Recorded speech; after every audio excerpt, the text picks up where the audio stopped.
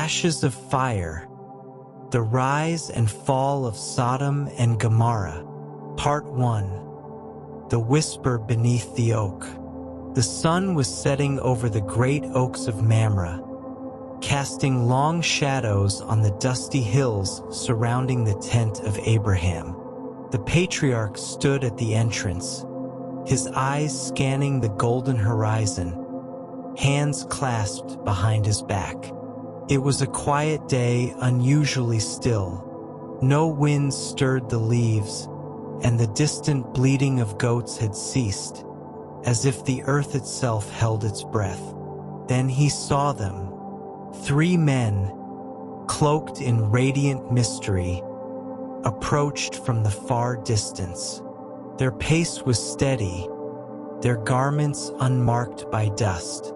Abraham felt a shiver travel up his spine. There was something otherworldly about them. Without hesitation, he ran toward them, bowing low, forehead nearly touching the earth. "My Lord," he said, voice trembling with reverence, "if I have found favor in your eyes, do not pass your servant by. Let a little water be brought, and then you may all wash your feet and rest under this tree. Let me get you something to eat, so you can be refreshed before you go on your way." The men exchanged no visible words but nodded with approval.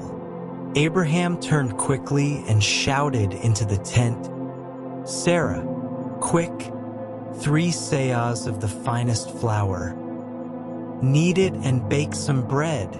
Sarah, hidden in the shadows of the tent, was startled.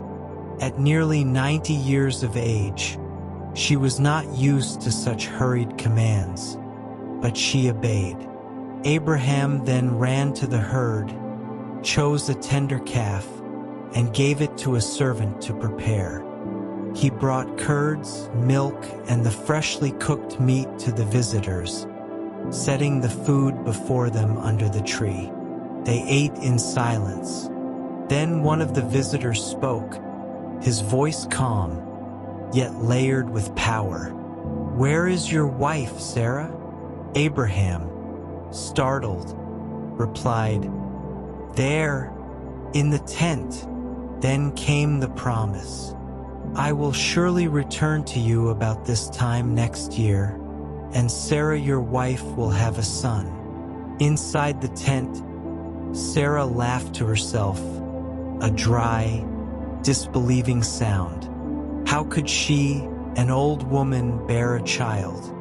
She pressed her hand to her chest as if to still her fluttering heart. But the visitor's voice cut through the canvas. Why did Sarah laugh? Is anything too hard for the Lord? The air trembled. This was no ordinary man. This was the Lord himself speaking through angelic form. As the meal ended, the 3 men rose to leave, gazing toward the cities that shimmered on the plains, Sodom and Gomorrah.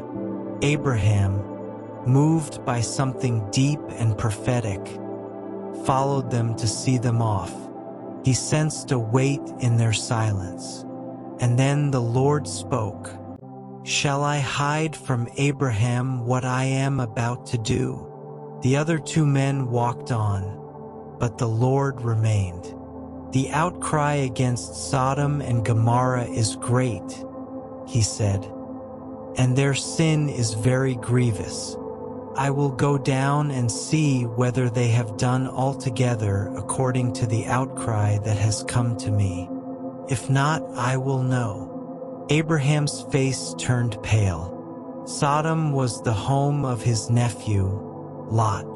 He stepped forward. "Will you sweep away the righteous with the wicked?" he asked. "What if there are 50 righteous within the city?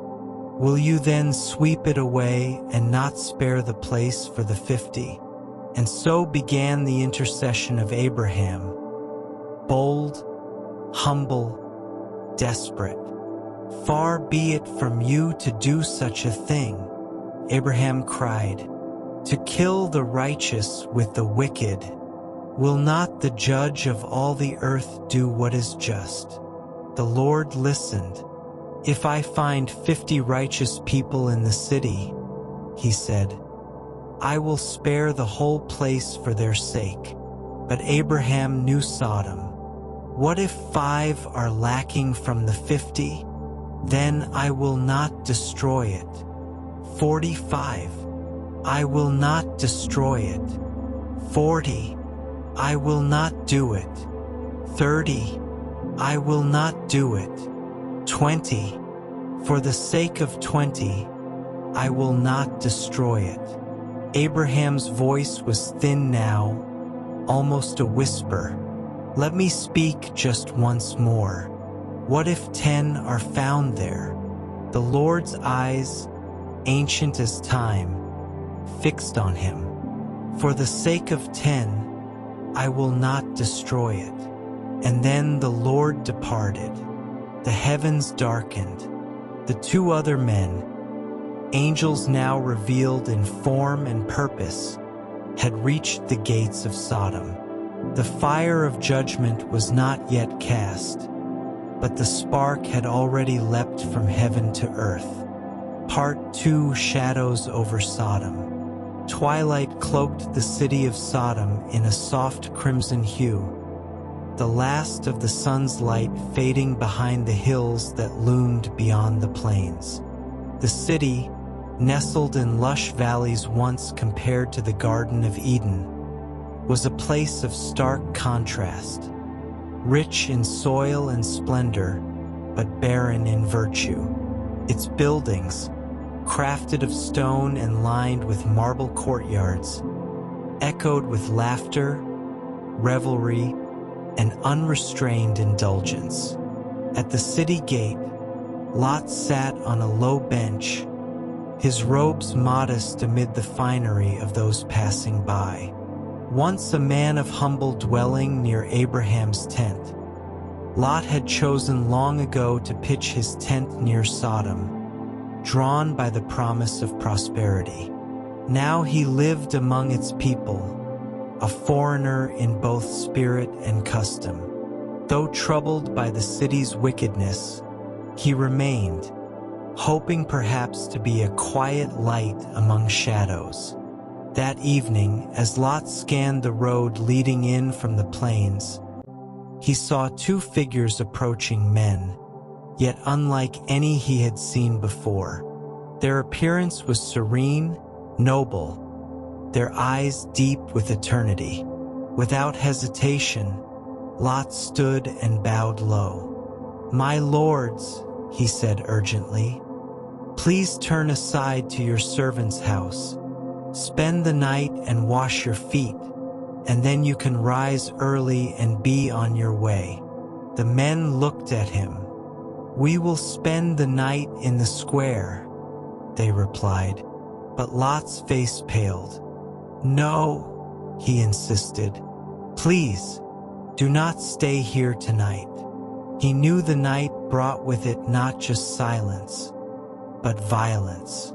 In Sodom, the innocent were not safe, not even visitors at the gate.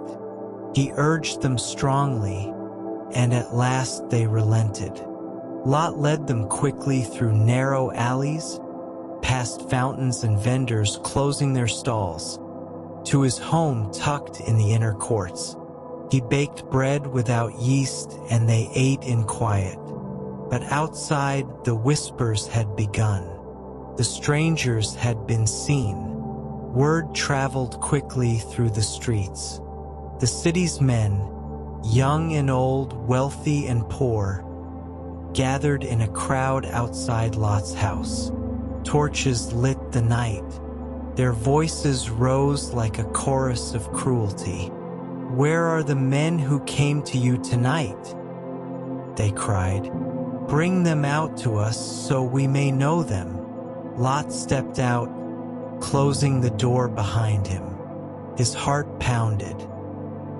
He raised his hands to quiet them, his voice trembling with urgency. "No, my brothers, "Do not act so wickedly," he pleaded. But the crowd jeered, unmoved. Lot continued, desperation bleeding into his words. "Look, I have 2 daughters who have not known a man. Let me bring them out to you, and you can do to them as you please. Only do nothing to these men, for they have come under the shelter of my roof." A murmur of disbelief surged even from within the house. Lot's daughters, silent in their quarters, heard their father's anguished offer. But the men of Sodom had no interest in the girls. Their sin had long crossed every boundary. "Get out of the way!" they shouted. "This fellow came to sojourn, and now he dares to judge. We will deal worse with you than with them." They surged forward, fists pounding on the door. Then came light, blinding, searing light from within. The 2 visitors opened the door and pulled Lot inside, slamming it shut. In a single movement, the men struck the crowd with blindness, not merely dimming their eyes but confusing their very senses. The crowd staggered, grasping at walls, groping at the doorframe, unable to find it. Inside, the house was still. The angels turned to Lot. "Have you anyone else here?" they asked. "Sons-in-law, sons, daughters, or anyone else in the city who belongs to you? Bring them out, for we are about to destroy this place." Lot's breath caught. The outcry to the Lord against its people is so great that he has sent us to destroy it. Lot rushed from the house into the streets, now echoing with confusion and cries from the blind mob. He found the homes of his future sons-in-law and banged on their doors. "Hurry and get out of this place," he shouted. "The Lord is about to destroy the city." But they laughed at him. To them, he sounded like a madman, a fool speaking of judgment in a city of luxury. He returned home, face drawn in despair. As dawn approached, the angels spoke again, urgency now in their tone. "Up, take your wife and your 2 daughters who are here, or you will be swept away in the punishment of the city." But Lot lingered. His heart was torn. So many memories, so many ties. His eyes wandered the room, the city beyond the walls. Then, in an act of divine mercy, the angels seized them, Lot, his wife, and his 2 daughters, and led them out of the city. They moved swiftly, almost supernaturally, past sleeping homes and silent fountains, until they reached the edge of the plain. "Flee for your lives," the angels commanded. "Do not look back and do not stop anywhere in the plain. Flee to the hills, or you will be swept away." Lot, breathless, gasped, "No, my lords, I cannot flee to the hills. Disaster will overtake me and I will die. Let me flee to Zor, a small town nearby. Is it not a little one?" The angel nodded. "Very well, I grant this favor also. I will not overthrow the town you speak of, but flee there quickly, for I can do nothing until you reach it." The sun had just begun to rise, spilling golden light across the valley. Lot and his family ran, feet kicking up dust, robes trailing. Behind them, the city still slept. Then it happened. Part 3, Reign of Wrath. Lot stumbled across the final stretch of dry land as the sun lifted above the eastern horizon, casting soft beams across the valley. Zor, The small town nestled at the edge of the plain stood a head humble, still untouched by the stench of Sodom's corruption. Behind him, his daughter's feet pounded the earth in rhythm with his, and his wife close yet slowing. They dared not look back. The angel's warning echoed in their ears. Do not look back. Do not stop anywhere in the plain. But the pull of memory can be cruel. The sound of distant screaming, the orange glow rising behind them, the thought of the life she had built, her home, her friends, her fine clothes folded in cedar chests, her sons-in-law who laughed and stayed behind. The weight of it all twisted in her chest. She turned, and in an instant she froze. Her breath caught, her body stiffened, and she was gone, transformed. A silent statue of salt, white and still, standing alone in the midst of desolation. Lot never saw her final look. He and his daughters pressed onward, reaching the gates of Zoar just as the heavens opened. Then came the fire. The skies roared with fury. Not thunderclouds, not rain, but flames. Molten sulfur rained down in torrents from above.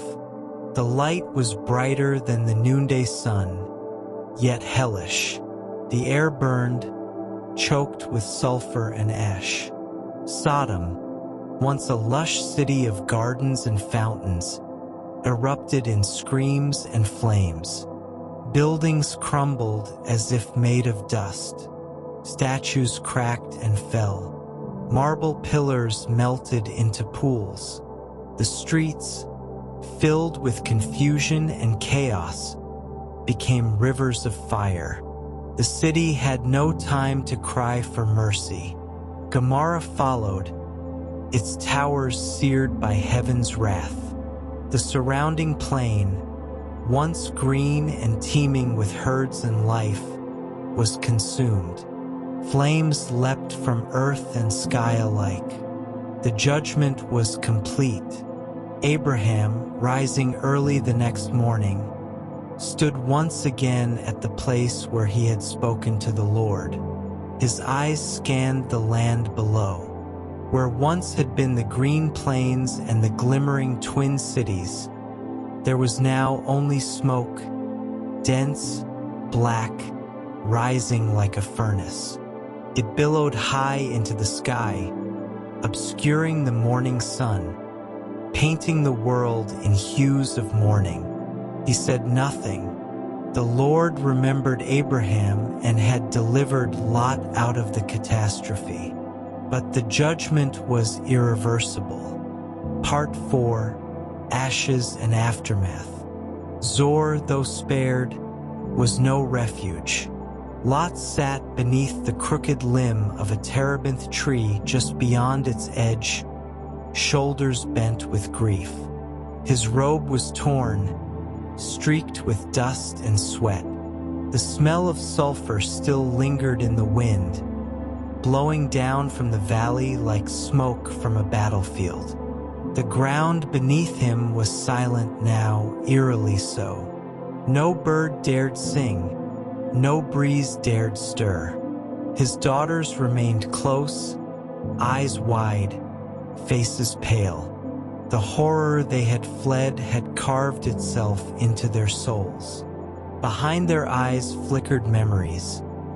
Their mother's last breathless turn, the flash of flame that lit the world, and the screams swallowed by smoke. Zoar had offered sanctuary, but not peace. Its people looked upon them with fear, as if they had brought judgment in their wake.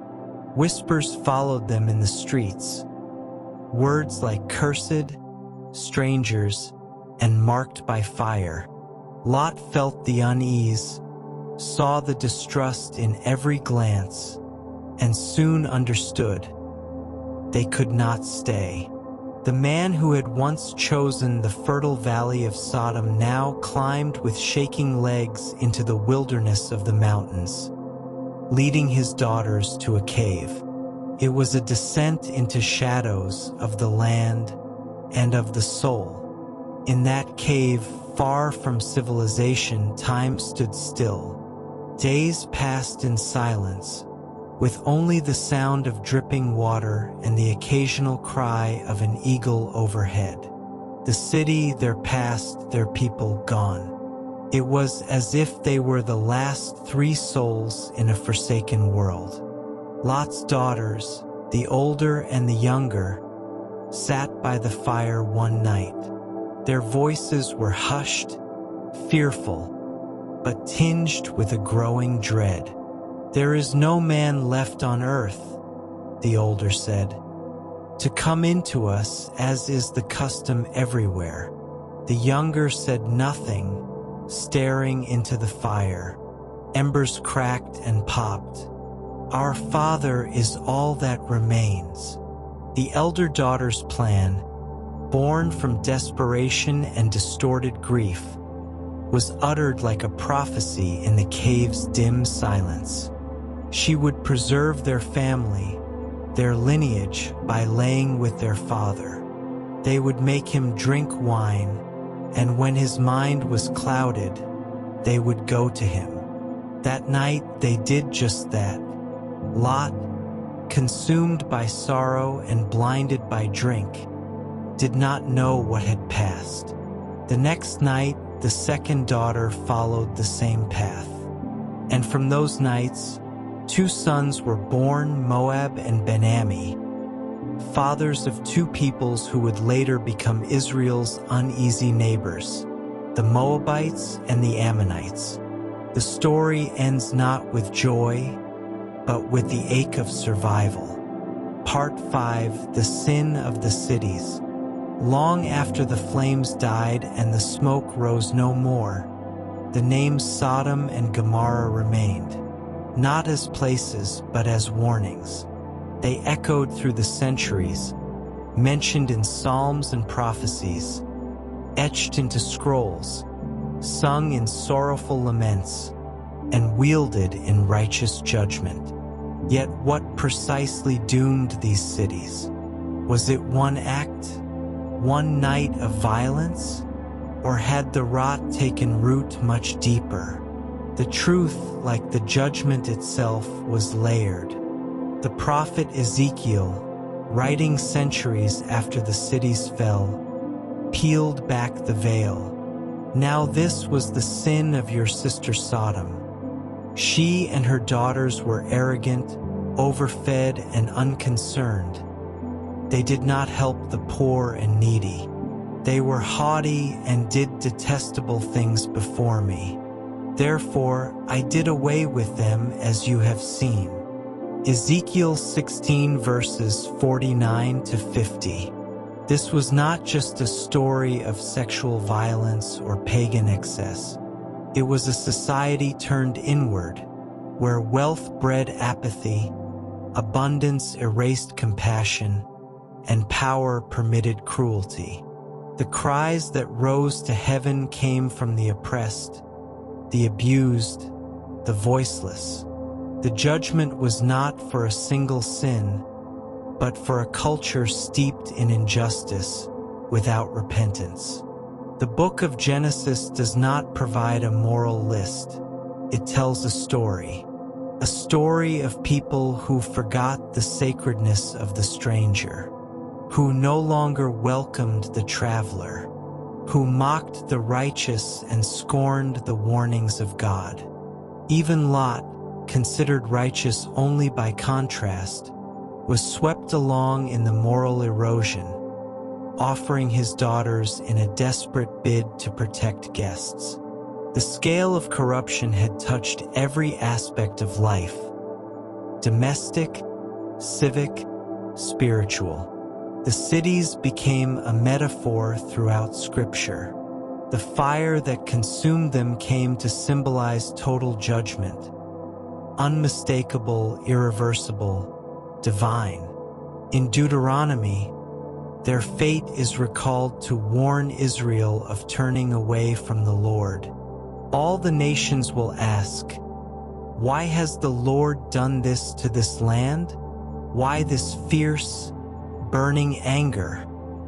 They will say, "It is because this people abandoned the covenant of the Lord." Deuteronomy 29 verses 23 to 25. In Isaiah, Sodom is invoked to shake the complacency of God's own people. Hear the word of the Lord, you rulers of Sodom. Listen to the instruction of our God, you people of Gomorrah. Isaiah 1 verse 10.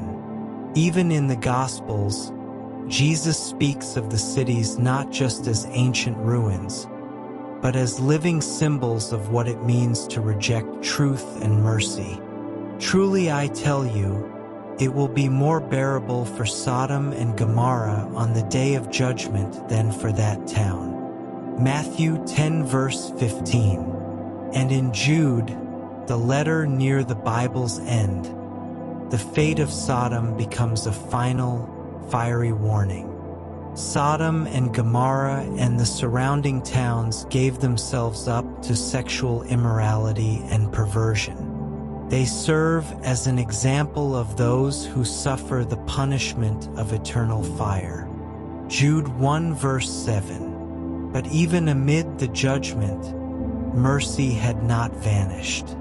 Lot was spared, not because he was flawless, but because God remembered Abraham, the intercessor, the man who stood before the Lord with boldness and sorrow and begged for mercy on behalf of the wicked. His prayers did not save the cities, but they saved a family. The story of Sodom and Gomorrah is not just one of fire. It is a story of intercession, of warnings, of mercy offered, mercy refused. Part 6. The Land That Burned. The Valley of Siddim, once described in Genesis as well-watered, like the garden of the Lord, now stretches in stark contrast, dry, cracked, and barren. Along its shores lies the Dead Sea, a body of water so dense with salt that nothing swims in its depths. No fish leap in the morning sun. The air is thick and heavy, the land desolate, whispering of things lost long ago. Many believe this is where Sodom and Gomorrah once stood. For centuries, travelers spoke in hushed tones of the cursed cities. Arab nomads pointed to salt formations along the cliffs and said, "There is Lot's wife." Pilgrims circled the Dead Sea, some claiming they heard ghostly cries on stormy nights.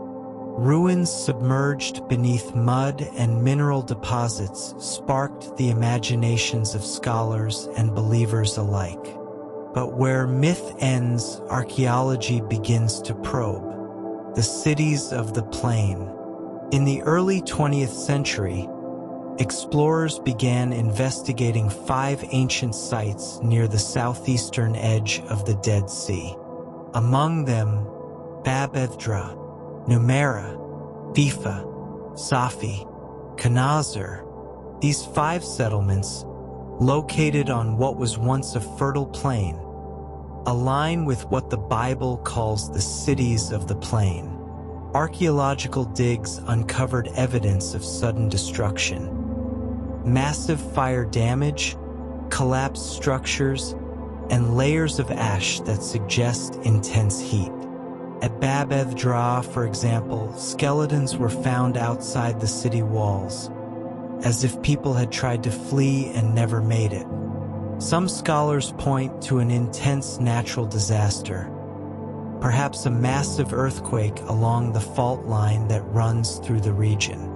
Others propose that underground deposits of bitumen and natural gas could have ignited in a seismic event, sending a hellish firestorm skyward. The Bible mentions bitumen pits in Genesis 14, hinting that the land was rich in volatile materials. Could such a cataclysm explain the fire and brimstone from the sky? Even modern geologists concede that something catastrophic occurred in that region thousands of years ago. The land bears the scars, burnt strata, disrupted terrain, and evidence of a sudden environmental collapse. What remains is a landscape frozen in judgment, echoing the ancient story. The salt pillar. Perhaps the most haunting symbol is the pillar of salt itself. On the southwestern shore of the Dead Sea, a towering salt formation juts out from a cliffside, narrow, weathered, and vaguely human in shape. Local folklore calls it Lot's wife. While naturally formed, the pillar serves as a tangible reminder of the story. It watches over the valley like a silent sentinel, a monument to disobedience and sorrow. Whether the actual site of her transformation or not, it matters little. The image has been etched into human imagination for millennia. A woman, one glance behind, one moment of longing, and forever crystallized in regret. A legacy carved in salt. To the wandering traveler, the valley offers little comfort. The wind carries salt instead of seed. The soil yields no grain, and the sun reflects off the sea like molten metal. It is a place where things once flourished, dreams, cities, gardens, and now lie buried beneath silence and memory. And yet, even here, there is purpose. This land, this ruin, this echo of flame, is not just a historical curiosity.